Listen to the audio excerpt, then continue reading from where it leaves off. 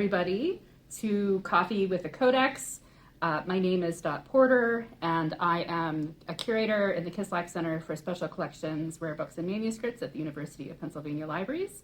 I split my time with the Schoenberg Institute for Manuscript Studies, which is a research and development group in the Kislak Center around manuscript studies, sort of broadly. We do a lot of digital work, and we also do physical work. And one of the things that I do is Coffee with a Codex, which is where once a week at noon for about 30 minutes, we just do a little show and tell. So this is not a lecture. This is just showing off a manuscript, and that if you've been here before, welcome back for a new year. This is actually the start of our third year. I can't believe it because we started in 2021, right as I was allowed to come back after the library was closed for so many months. And I'm thrilled that we're still doing this, and thank you for being here with me. Amy Hutchins is here with me. Amy is our manuscripts cataloger, and she will be watching the chat, and I will be watching the chat. This is very informal, so if you have questions or if you have things that you know about this manuscript or about the texts, please feel free to put them in the chat, and I will address them as I see them come through. So here we go. The manuscript that we're looking at today is shelf mark LJS 24. LJS means it's the Schoenberg collection, Lawrence J. Schoenberg, LJS. So this was a manuscript that it is, I actually think it's on, it is on deposit. I'm not sure it's been gifted to us yet, but in any case, here it is. And I'm going to be making reference to an article that Angela Montford wrote in 2011, just to sort of talk about particularly the illustrations and what is going on with the illustrations in this. In the links that Amy has been putting in to the chat, there is a link to a PDF of this article. So if you want to go, because there's a whole lot more in it that I'm not going to be talking about.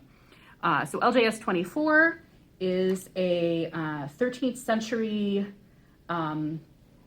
manuscript. It was written in Paris by Dominicans, by and for Dominican monks, we think. And we'll see more about that. Oh, but wait, before I get started, check out my new pillow.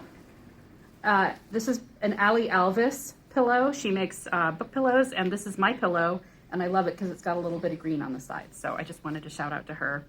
So you're gonna be seeing a lot more of this. So this is a medical collection or medical miscellany. So it's a collection of medical texts that were being used in medical education in the 13th century. And it's sort of canonical. So these are the kinds of texts that you would expect to see in a medical textbook or use book at this time. So it was written in Paris, and the texts in here are both for, what am I missing? For the study of medicine, you had both, I'm trying to get the words right, medical diagnosis and prognosis, dietary advice and therapy. So these are the sorts of things that we're seeing in here. And many of the texts open with initials, inhabited initials. So initials that have people in them, including Dominicans. So this is why we know that this is Dominican. So this is a little bit messy. This is on the first page. It's obviously been rubbed a little bit. But here you have a Dominican friar. We know that they're Dominicans because of their dress. And then they're being lectured. There's more Dominicans here. So this is a classroom right at the very start. We're like, hello, we're in a classroom. We're teaching. This is what's happening. So that is the very first one. And so there's an introduction here. And I'll zoom out again. As we go through, you'll see there's a lot sort of written in the margins very lightly. It's hard to read the writing in the margins, but it's there on a lot of pages. The pages are very carefully framed. So the ruling is in ink. It's very dark. The writing itself is in sort of a dark brown ink, and then we have blue and red initials sort of acting as navigational aids to sort of help us know where we are in the book. One of the things that I like about this manuscript that has nothing to do with the writing or with the illustrations is the parchment itself. You'll hear it, hopefully, as I turn the pages. It's very thick, and I call it crunchy. You can really hear it when it turns. And it is not it's not super high quality, and we can see that because the bottom edges on a lot of pages haven't been cut. So these are the edges. When parchment is made, you take the animal skin and put it up on a frame, and it gets stretched along the edges. And that's what you see here. In very fine manuscripts, the parchment is very carefully made, and it can be very soft, and you don't see these edges because they're trimmed off. These are not trimmed off. To make them fit, they said, well, we just want what we could write on, and so a lot of the edges here are kind of like that. All right, so this is the next initial that we see here. We have a Dominican friar taking the pulse of a patient, and there's a lot of that happening in this manuscript. In these illustrations, we see not only the friars lecturing, but also them actually with patients. In this case, this is 6 recto. This is the opening of the section entitled Liber de Pulsibus, so the Book of the Pulse. So it makes sense that we have as an illustration a doctor taking a pulse here. So there's the section on the pulse, and here we can see the end of the Book of the Pulse. So that's our little section on the pulse. The next text that we have is, this is on 7 verso, and this is a little bit different. If you look in our record, what we say in the record is that here is obviously he's another Dominican friar with food on the table. However, the text is actually Liber Pulsu by another, so this is another text about the pulse. We can actually see it up here, by a different author. It's not about food. It's by Gilles de Corbil, I think is how his name is pronounced. And he has, let's see, where holds his hands. Oh wait, no. That was the one that we were just in. The article, here we go, 7 verso. Food, right, this is at the beginning of this tract on the pulse. However, what the author of the article is suggesting is that instead of being food, because if you look at it, it's little blobs, and we're gonna see food a little bit later. What the author is suggesting is that this is actually Gilles de Corbil's 4 most important parts of the body, which is this author who wrote this section. The 4 most parts of the body which relate to health are the brain, the liver, the heart, and the testicles. So obviously these are little blobs. They don't actually look like the brain, the liver, the hearts, and the testicles, but maybe that's what they're supposed to represent instead of food, since this section is not actually about food. There we go. So we move on, and we have sections. I think that this might be a text with a commentary. I'm not actually sure because we have larger text with smaller text along with it. Just in this section. So because this is a collection of texts, we're going to find sort of different things happening, although in all cases we have 2 columns. So the whole manuscript is organized like this in 2 columns. So, and also as I go through, you can see there's more of these examples of the parchment not being super refined. So these are holes that were made when the parchment was made. So holes left there. All right. So here we have the start of another text. This is where we're starting a text about diet. And so we have at the top, these are not Dominican monks. These are laymen wearing red and blue, and we'll also see more of these men in red and blue as we go through. And I'm going to get this as close as I can because there's some food on that table, and there is bread, and there's, a wine, probably a wine glass. There is, I think, a head of a pig somewhere on that table. One thing I want you to notice is these are really small. So here is my hand next to that. They're actually quite small. And usually when I see them, it's digital and they're very much zoomed in. But when you're looking at the page, it's actually quite hard to see exactly what is going on there. But that is a mealtime, starting the section that is about food. And here, somebody took a lot of interest in this because here we see a lot more marginal notes coming in. This is a later hand in a darker ink than the ones we saw before.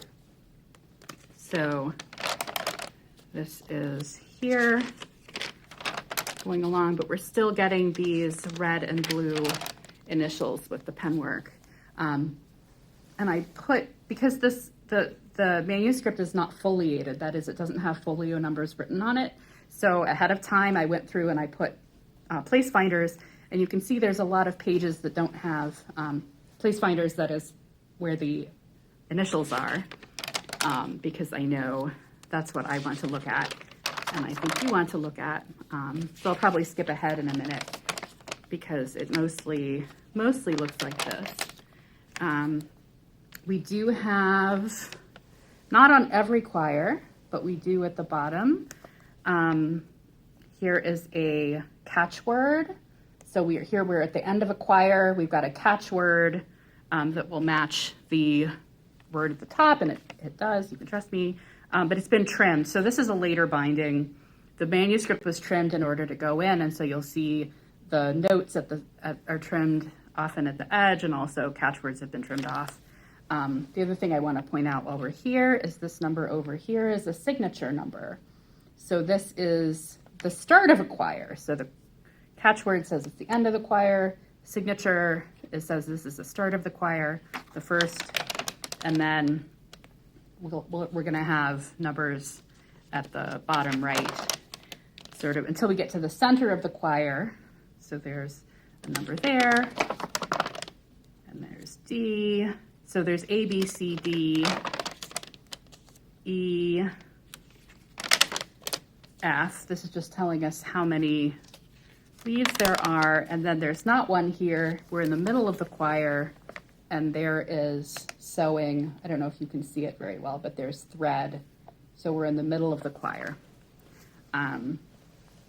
If you're here for the history of medicine, that you might not care about that, but that's the stuff that I look at when I'm looking at manuscripts a lot. I'm very interested in the structure. So I'm going to go ahead and skip ahead a little bit. Oh, right. Another thing that this manuscript has that's kind of fun is it has a lot of, especially kind of later, marginal, they're not notes. It looks like they're pointing into the text. So you see this a lot. Little markers on the outside pointing to text. Often, maybe usually, it's accompanied with a note. So it's to indicate, look for this in the text and I'll leave a note about it. But these don't have notes. They're just sort of these little, it looks like a backwards 3 with dots in it. And I know I've talked to Amy about these before. They seem pretty unique. This is not a common thing. So that's one thing. This manuscript also has, oh, here we go. These manicules. So manicule is a general term. Usually it's a finger, which is why we call it a manicule for hand. In this case, it's like a little guy with his tongue sort of sticking out, pointing, but the point is to point at the text, just like a manicule. But this guy, as I go through, maybe he just is later in the book, but you see him a lot. He is here. There are some pages where he's done multiple times. Here he is again, over here, and another one up here. Just, yeah. Once you see him, you cannot unsee him. Here is a catchword that hasn't been, maybe you can't see that, catchword that hasn't been cut. So Ellen is asking, do you think it's about, you're cut off. They had a sense of humor. Yes, they had a sense of humor. I'm pretty sure he's supposed to be a silly little guy. Okay, so here we are.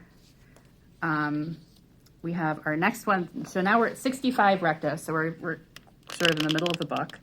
And this is, we have the Dominican friar, the doctor, we have a servant dressed in red, and then the patient who's in blue. The servant is carrying a tray of food. And the text is about a therapeutic diet. So this is saying, if you want to get well, here's what you should eat. Because even people in the Middle Ages, even people in the 13th century knew that, a diet could be healthy. And so that is that. So Brianna asks, are there any structural elements of the manuscript that jump out at you? Let's see, structural elements. So the things that I already mentioned, I think the manuscript itself is actually pretty regular in terms of the quires. I think it's got a pretty regular structure, which means that it was really well planned, right? Like this was a planned manuscript. The ruling, which seems to be a little bit lighter as we're getting further back in the manuscript. Here we have more of this marginal notes. Structurally, it's not hugely interesting. I like the parchment, like the condition of the parchment is really neat. Let's see, we're sort of slipping down. Here we go. Let's see. Gemma says, pointing with mouth tongue makes me think of early Mexican Codex imagery. Oh, interesting. I think it makes sense as a pointing thing, maybe. I doubt, I don't, there's probably not a relation between the two, but that's really neat that they're both, these different cultures are both doing pointing with the tongue. That's pretty cool. This one is, I just noticed this as I was going through. We have a little dragon at the bottom and a little bird at the top. Every week on social media, on Thursdays, I do this thing called Drollery Donnerstag, which is drollery from a different manuscript, MS Codex 724. And it's often, we have these little birds and it's full of these little dragons and they look just like this. And I just thought, they're both 13th century manuscripts. This is a medical text. The other one is a Bible. And I'm not going to say that this is the same artist, but it looks the same. It's very much the same style. So by virtue of them being made in the same place at the same time, they have the same style, even though secular versus religious, different kinds of texts, but that is the same. And I thought that was neat. So I'm skipping ahead again to 91 recto. You see somebody at some point put in these, not on every page, but on a lot of pages. This is just to protect the parchment, I think, or to protect the illumination, which has been pretty badly rubbed. This is another friar teaching. So we saw this at the very start, and we're seeing it again here. There's a friar. It looks like he's teaching, the people he's teaching are wearing red. So this is lecturing to lay people and not to other friars. I am a little bit amused that both of these have been rubbed out, and I don't know if somebody didn't like teachers and so they rubbed out the teachers. I don't know, but I do think that's sort of interesting that these are the two illuminations in the manuscript that have been marked like this are both the lecturing ones. So, and then we have several more coming sort of all at once. So here we have a friar at study. So he's not lecturing, he's just sitting there reading a book. And you can see there's even little bits of writing. It's not actually real letters, it's just little dots on the page. But I like that they put them in there. So he's studying. And then we go a few pages more. There's lots more of these manicules showing up. Let's see. Here we have a servant with the patient. So this is not, there is no doctor to be seen, but we have a servant, and it looks like he's got a shirt or a shift or something, and so he's getting ready maybe to dress the patient there. So he's not taking his pulse or things like that a doctor would do, but he's helping to care for the patient there. And then here, 98 recto, we have a doctor. This is one of my favorites because I just love the way that he's pointing. So we have the doctor giving this patient a talking to with his finger up, like, I'm telling you what to do. So it reminds me, there's a meme of, I can't remember her name. She drinks a glass of water and then she holds her finger up, and it reminds me of that so much. That would have been a better story if I could remember the actress's name. I'm sorry. Maybe I'll think of it before I'm done.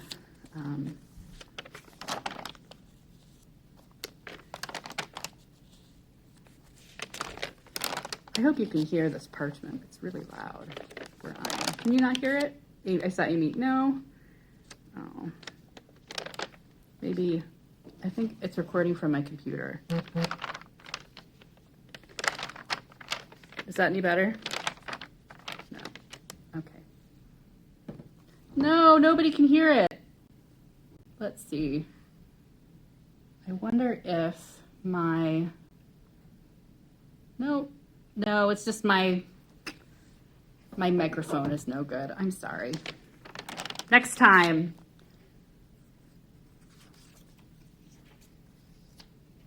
No, I think Amy can't hear it either. Sorry, maybe it'll come up in the recording. Maybe it'll come through. Okay, so here is, it's very crunchy. It's just really loud. It's all I hear here in the room. Okay, so here's another servant with a patient, and the servant is sort of holding out a strip of cloth, and Angela Montford, who wrote this article, says that it might be a poultice, like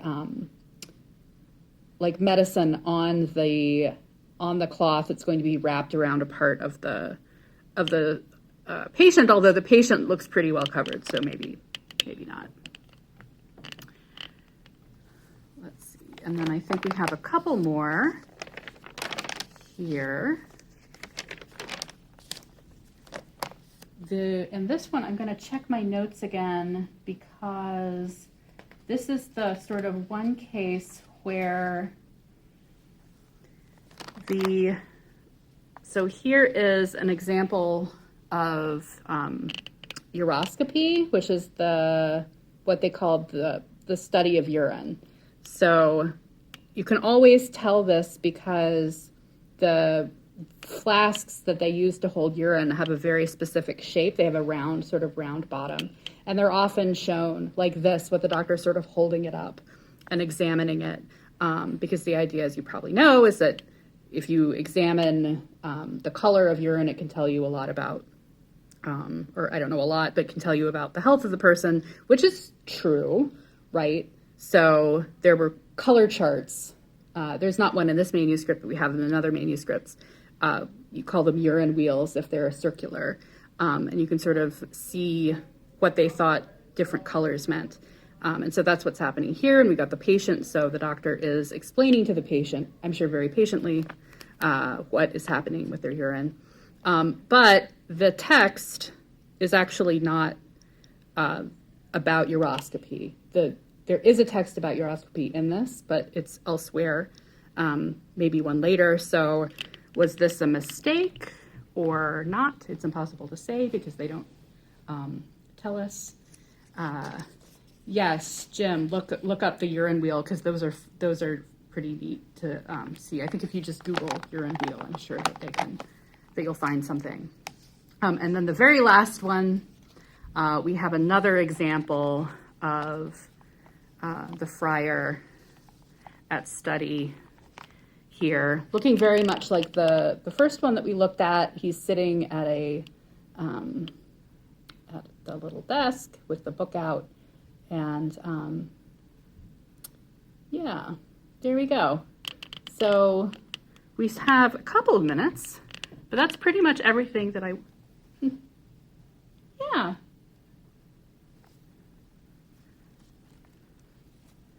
Oh, yes. Look at that. Yeah. Yes.